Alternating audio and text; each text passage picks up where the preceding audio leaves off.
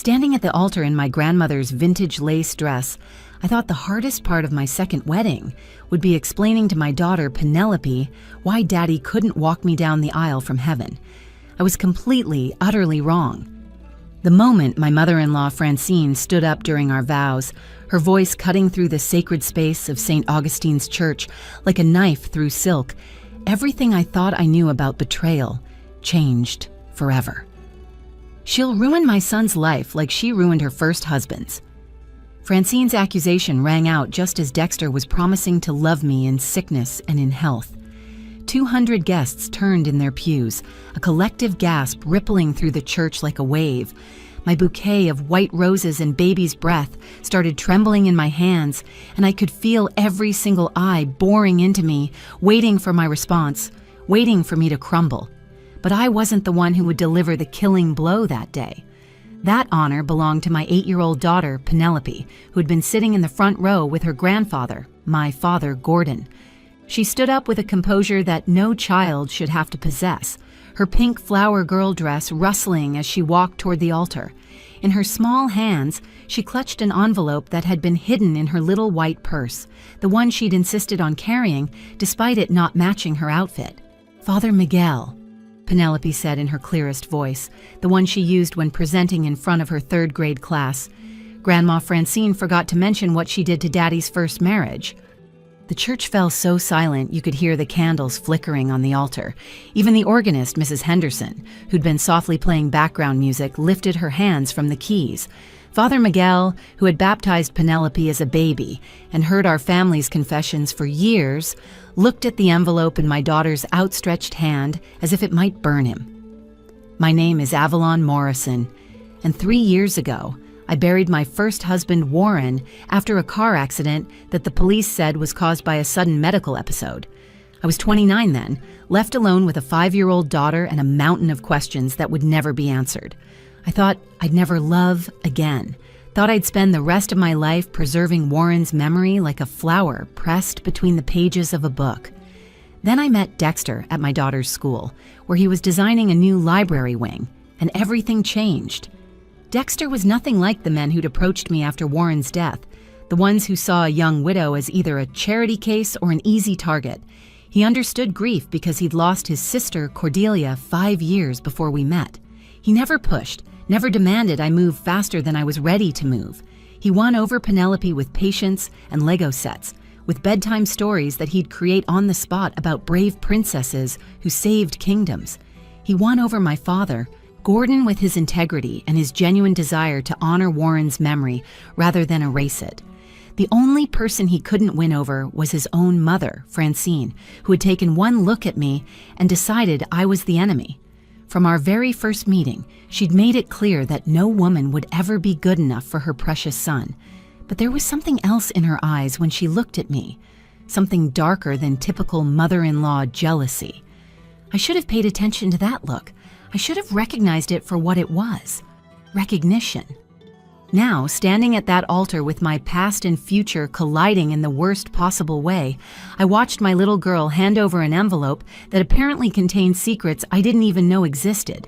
Dexter's face had gone pale beneath his summer tan, and when our eyes met across the small space between us, he looked away. That small gesture of shame or doubt broke my heart into pieces smaller than the rose petals Penelope had scattered down the aisle just 20 minutes earlier. "Penelope, sweetheart," I started, reaching for her, my voice barely above a whisper. The microphone attached to my dress picked up every word, broadcasting my maternal panic to everyone assembled. But my daughter, my brave, incredible daughter, shook her head and stood her ground. "No, Mommy. Daddy said you'd try to protect me, but today I need to protect you. He made me promise." And with those words, my wedding became something else entirely. A reckoning that had been 3 years in the making, orchestrated by a dead man who'd loved us enough to protect us, even from beyond the grave. 3 years after losing Warren in that accident, I never thought I'd find love again. The grief had been suffocating at first, like trying to breathe underwater, and some mornings I still woke up expecting to find him beside me, drinking his coffee black while reading architectural digests on his tablet. Meeting Dexter at Penelope's school felt like the universe had finally decided to stop punishing me for crimes I hadn't committed. It was a Thursday afternoon in September, and I was running late to pick up Penelope from her after-school art program. I rushed into the building, my teacher's bag slamming against my hip, when I collided with a man carrying rolled-up blueprints. Papers went flying everywhere, and we both dropped to our knees, apologizing profusely while scrambling to collect them. "These are incredible," I said, noticing the detailed library designs as I handed them back. "Is this for our school?" "Yeah, the new East Wing," he said, and when he smiled, something in my chest that had been frozen for 3 years cracked just a little. "I'm Dexter. I've been working with Principal Coleman on the expansion." "Avalon," I replied, and then because I couldn't help myself, "My daughter Penelope is going to lose her mind when she sees these reading nooks. She practically lives in books. That's how it started, with scattered papers." And talk of reading nooks. Dexter began showing up at school events, at first for professional reasons, then increasingly to see us. He'd find excuses to discuss the library plans with me, and Penelope would drag him to see her latest art projects. 6 months into our relationship, the three of us were having dinner at our favorite Italian restaurant when Penelope asked the question I'd been dreading. "Mommy, is Dexter going to be my new daddy?" I watched Dexter carefully as I answered. "Only if you want him to be, sweetheart. And only if that's something Dexter wants, too." Dexter reached across the table and took Penelope's small hand in his larger one. "I would be honored to be part of your family, Pen. But your daddy Warren will always be your first daddy, and will always honor his memory. Is that okay with you?" Penelope nodded solemnly, then brightened. "Can we still build the Millennium Falcon Lego set this weekend?" "Absolutely," Dexter laughed, and I fell a little more in love with him right there over plates of spaghetti carbonara. My father Gordon had been thrilled when I told him we were getting serious. We were sitting on his porch, watching Penelope and Dexter attempt to fly a kite in his backyard, both of them laughing as it repeatedly nosedived into the garden. "Avalon, honey, Warren would want you to be happy," my father said, his weathered hands wrapped around his coffee mug. "This Dexter fellow seems solid. More importantly, look how he is with Penelope. Even my sister Bridget, who'd been skeptical of every date I'd had since Warren's death, approved after meeting him at our 4th of July barbecue. She pulled me aside while Dexter was teaching Penelope how to properly flip burgers. "He looks at you the way Warren used to," she said, squeezing my hand, "like you hung the moon and stars just for him." The only shadow over our happiness was Francine. Our first meeting should have been my warning. Dexter had invited us to his apartment for Sunday lunch, wanting us to meet his mother. I'd spent hours preparing, choosing a conservative navy dress, coaching Penelope on her best manners, baking my grandmother's famous lemon bars that had won over even the toughest critics at school bake sales. Francine had opened the door before Dexter could, her eyes conducting a surgical examination from my carefully styled hair to my modest heels. "So you're the widow with the child," she'd said, emphasizing widow like it was a contagious disease she might catch if she stood too close. "Dexter's always been too generous for his own good." "Mom, please," Dexter had interjected, his jaw tight with embarrassment and frustration. But I'd smiled, determined to win her over with kindness. "I understand you're protective of your son, Mrs. Matthews. Any good mother would be. I'm the same way with Penelope." "Yes, well, we'll see about that," she'd replied, turning away before Penelope could offer her the flowers we'd brought. The wedding. Planning that followed became a battlefield disguised as a celebration. Every decision was met with Francine's cutting disapproval, each wrapped in false concern like poison in pretty wrapping paper. The morning of the wedding started like a dream and descended into a nightmare before I even walked down the aisle. Penelope twirled in her flower girl dress, the pink tulle catching the light streaming through the bridal suite windows, while Bridget carefully secured my grandmother's pearl hairpins into my updo. The room smelled like roses and hairspray, filled with the excited chatter of my bridesmaids and the soft classical music Tamsin had put on to calm everyone's nerves. "You look like a princess, Mommy," Penelope said, but then her face grew serious in that way children's faces do when they're thinking about something beyond their years. "Do you think Daddy Warren is watching?" "I know he is, baby," I said, kneeling carefully in my dress to look her in the eyes, "and I think he's happy we found Dexter." That's when Francine arrived at the bridal suite, uninvited and unannounced. She didn't knock, just used the key card Dexter had given her for emergencies.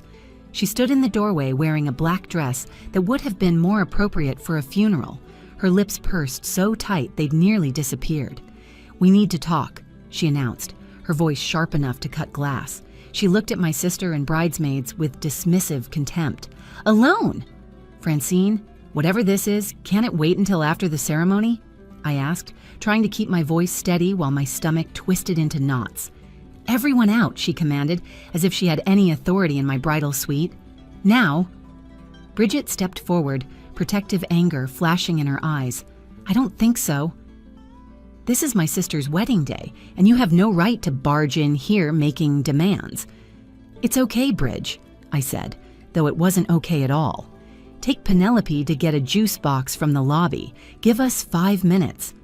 My sister looked like she wanted to argue, but she gathered Penelope and ushered everyone out, shooting Francine a look that could have melted steel.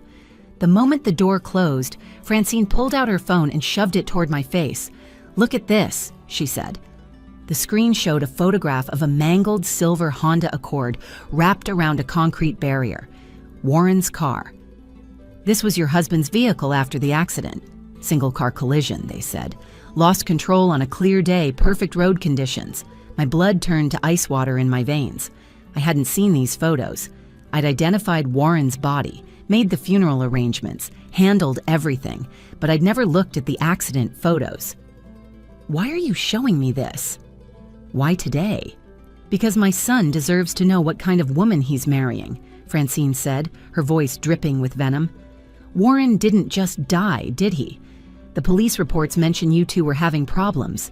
Financial, stress from your shopping habits, arguments the neighbors overheard. His life insurance policy that you collected was quite substantial, wasn't it? $500,000 for an architect. That's a lot of money for a teacher." "How dare you?" I whispered, my hands shaking so violently I had to clasp them together. "Warren had a seizure while driving. The autopsy proved it. He had temporal lobe epilepsy that we didn't know about until it was too late. How did you even get these photos, these reports?"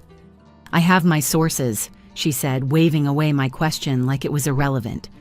"Private investigator, if you must know. Worth every penny to protect my son from a gold digger who might have murdered her first husband." "You're insane," I said, backing away from her. "Warren loved me. We were building a life together. Yes, we had financial stress, but it wasn't from shopping. He was paying for experimental treatments for his migraines, which turned out to be seizures. We didn't want to worry our families, so we handled it ourselves." "Save your stories for someone gullible enough to believe them," Francine sneered. "If you go through with this wedding, I'll make sure everyone knows what really happened to your first husband. Every guest sitting in those pews will wonder if you killed him. Every friend Dexter has will question whether they should let their children around you. I'll destroy your reputation at that precious school where you teach. How long do you think they'll keep a suspected murderer around impressionable children?" The door burst open, and Bridget rushed back in, having clearly been listening from the hallway. "That's enough! Avalon, we're calling the police. This is harassment, blackmail, and slander all rolled into one." "Go ahead," Francine said smoothly, tucking her phone back into her purse. "I'm just a concerned mother trying to protect her son." "Nothing illegal about that, but Avalon knows the truth, don't you? You know what really happened that day Warren died." Francine's threat hung in the air like poison gas as she left the bridal suite, her black dress making her look like death incarnate, walking through what should have been the happiest day of my life. Bridget immediately grabbed my shoulders, forcing me to look at her while Tamsin quickly ushered Penelope back out before she could see me shaking. "Should we postpone?" Bridget asked, gripping my hand so tight it almost hurt. "We can tell everyone you're sick. Food poisoning. Anything. We don't have to do this today." "No," I said firmly, surprising myself with the steadiness of my voice. "Warren wouldn't want me to let her win, and Dexter deserves the truth from me, not her twisted version. If I run now, it looks like I have something to hide." I stood up straighter, looking at myself in the full-length mirror. My grandmother's dress still fit perfectly, the vintage lace telling its own story of endurance through generations. "Help me fix my makeup. We have a wedding to get to."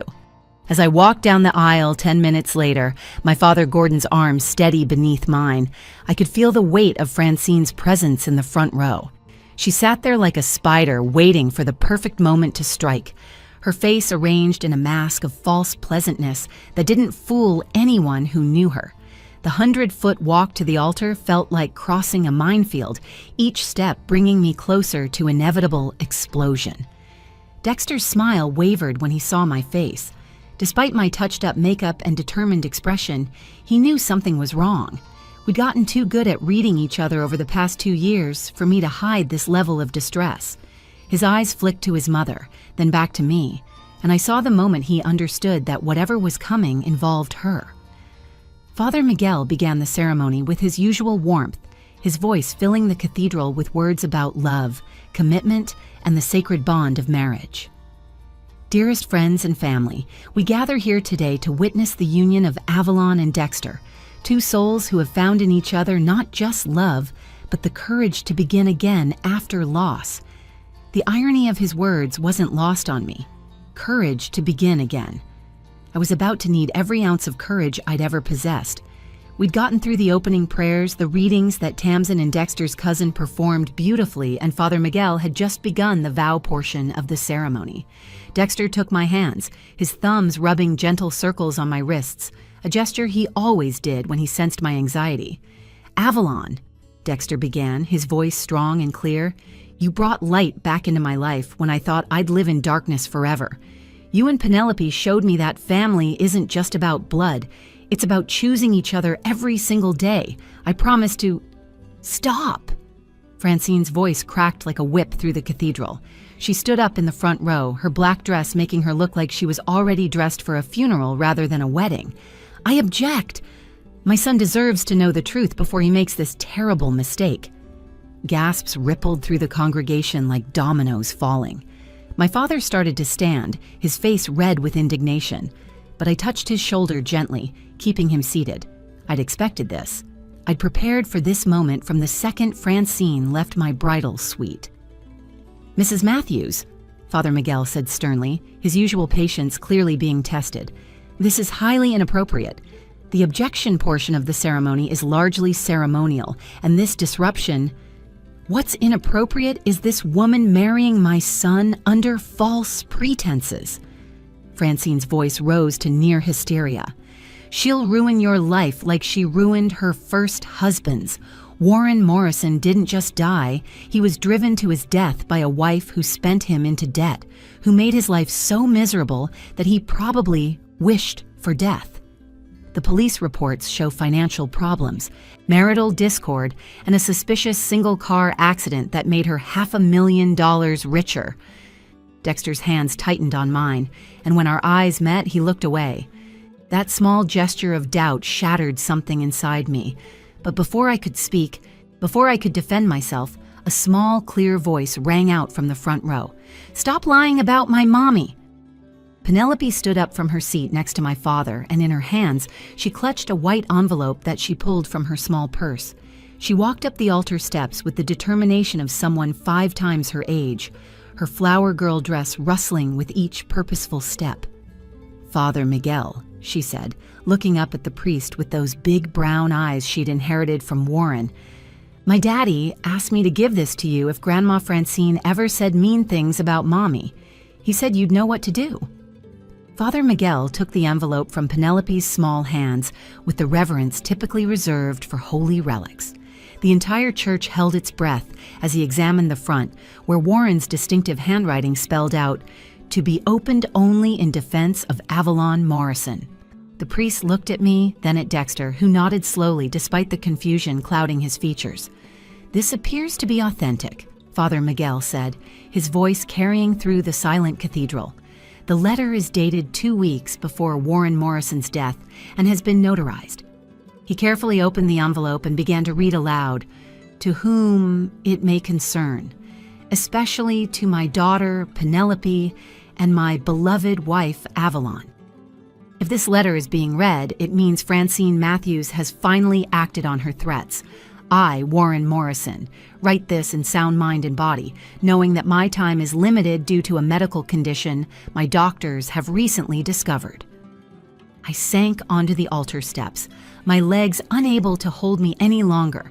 Bridget rushed forward to support me, while Dexter remained frozen in place, his face cycling through shock, confusion, and growing horror.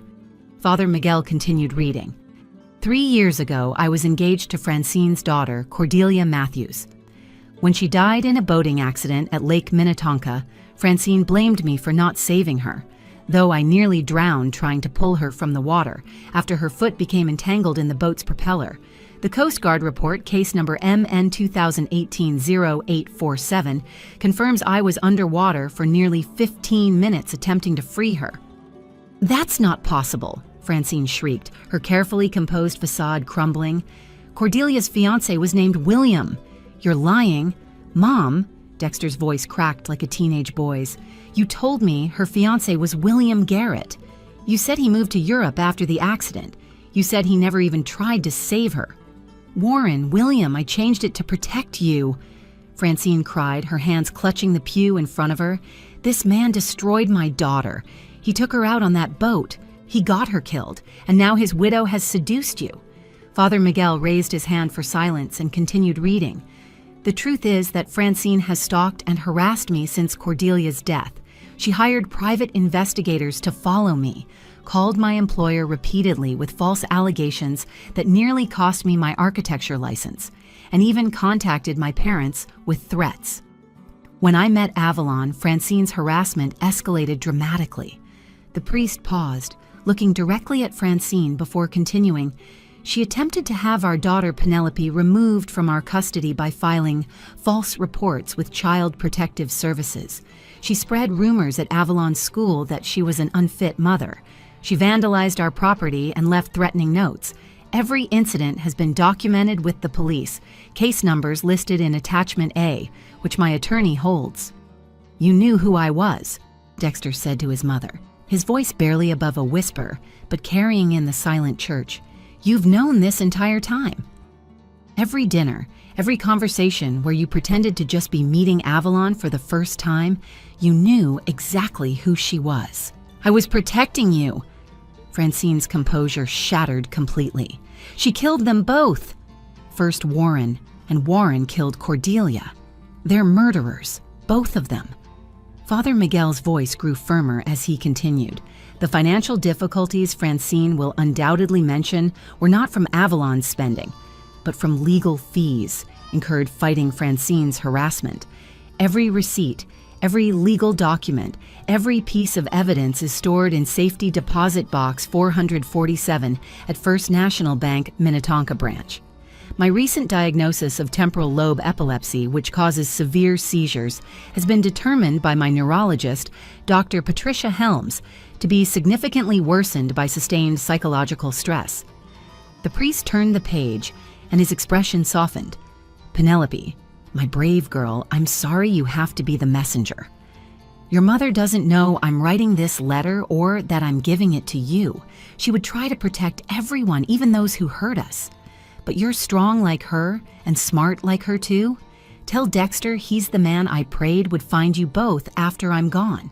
He's good and kind, and he'll be the father you deserve." Penelope walked over to Dexter and tugged on his jacket. "My daddy said you would take care of us. He said Grandma Francine was sick in her heart and needed help, but that you were different. He said you were brave enough to choose love over fear." Father Miguel cleared his throat and read the final paragraph. "And Francine, if you're listening to this, know that Cordelia wrote me a letter the night before she died. She was planning to cut contact with you after our wedding. She said your obsessive control was suffocating her, that she couldn't breathe under the weight of your expectations.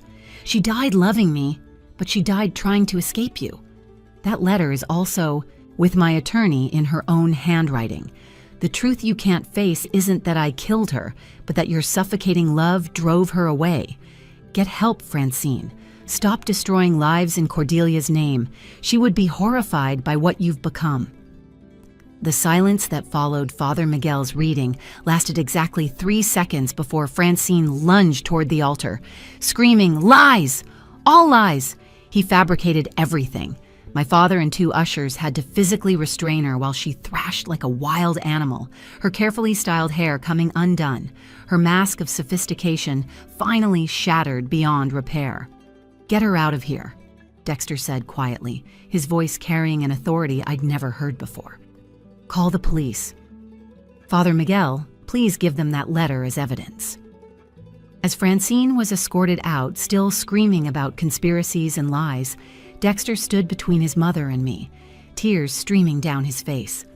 The man who designed buildings meant to last centuries looked completely broken, and for a moment, I thought I'd lost him to his family's poison. "Dexter," I said softly, reaching for his hand, "I understand if you need time to process all this. We don't have to continue today." He laughed, but it wasn't bitter, just exhausted. "Time? Avalon, she killed my sister with her obsession, destroyed your first husband with her harassment, and tried to destroy us. Time won't change any of that." He took both my hands, pulling me to my feet. "I'm so sorry. I'm sorry for every moment she made you suffer, every cruel word, every threat. I'm sorry I didn't see it sooner." "It's not your fault," I whispered, touching his face gently. "You couldn't have known. But I should have suspected something when she was so immediately hostile to you. I thought it was just typical mother-in-law territorialism." He turned to Penelope, who stood watching us with those wise beyond her years eyes. "Penelope, you're the bravest person I've ever met. Your daddy would be so proud of you." She threw her arms around his neck without hesitation. "Does this mean you still want to be my new daddy? Even though Grandma Francine is mean? If you'll still have me," he said, looking up at me through his tears. "Both of you." Father Miguel cleared his throat gently. "Perhaps we should take a brief recess to allow everyone to compose themselves." "No," I said firmly, surprising myself with my conviction. "We've waited long enough. Francine's held Warren's memory hostage for years, and she won't hold our future hostage for another minute. Father, if you're willing, I'd like to continue." Dexter stood, still holding Penelope's hand, and addressed our guests. "I know this isn't the wedding any of us expected. But maybe that's fitting, because Avalon and I aren't a typical couple. We've both lost people we loved, we've both been broken by tragedy, and today we learned that our paths crossed because of pain inflicted by someone who should have protected us. But we're choosing to build something beautiful from those broken pieces." My sister Bridget started clapping slowly, then Tamsin joined, and soon the entire church erupted in applause. Even Father Miguel was smiling as he resumed the ceremony, this time with Penelope standing between us as part of our union. 2 weeks later, Francine was arrested when police executed search warrants based on Warren's documentation. They found detailed surveillance reports on multiple families, not just ours. She'd been stalking and harassing anyone she blamed for various misfortunes in her life, including Cordelia's college roommate, who she claimed had introduced her to Warren, and Warren's parents, who she believed had raised a murderer. The trial was hard on Dexter. Testifying against his own mother took a toll, but he never wavered. "My mother needs help," he told the court, "but more importantly, her victims need justice and protection." Francine was sentenced to psychiatric treatment at a state facility, with a restraining order that extends to our children and grandchildren. She sends letters sometimes, pages of rambling accusations mixed with moments of startling clarity where she admits she misses Dexter. He doesn't read them anymore, but I do. I'm watching for signs of genuine healing, though I may never see them. On our first anniversary, as we watched Penelope play with her new baby brother James in our backyard, Dexter said something that stays with me. "Warren saved us all. Even knowing he was dying, he spent his last days making sure you'd be protected. That's real love." "He knew you'd come," I replied, touching the locket with Warren's picture that I still wear. In his letter to his attorney, he wrote that he'd seen us together at a school function, just in passing. He said you looked at me the way he used to, and he knew you'd take care of us. Penelope, now 11, recently asked me if I ever think about what would have happened if Grandma Francine hadn't stood up at the wedding. "We would have lived with secrets," I told her honestly. Sometimes the worst moments reveal the most important truths. Warren knew that. That's why he prepared that letter. She nodded thoughtfully. He was really smart, wasn't he? My first daddy? Brilliant, Dexter said, joining us on the porch. And brave, just like you. If you've made it this far in our story, you probably understand that family isn't just about blood or marriage certificates. It's about the people who stand by you when the truth comes out, who choose you even when choosing you is hard. Warren chose to protect us even as he faced death. Dexter chose to stand against his own mother for the truth. And Penelope, at just 8 years old, chose courage over comfort. If this story resonated with you, if you've faced your own Francine or found love after loss, I'd love to hear about it in the comments below. Like this video if it touched your heart, and share it with someone who needs to remember that the truth, no matter how painful, is always better than a beautiful lie. And don't forget to subscribe to our channel for more real-life stories that remind us all that even in our darkest moments, love finds a way to protect us. Remember, the greatest love stories aren't just about the people who stay, but also about those who prepare the way for happiness even after they're gone. Warren taught us that. Francine, in her twisted way, taught us that too. And every day we choose to honor the first lesson while learning from the second.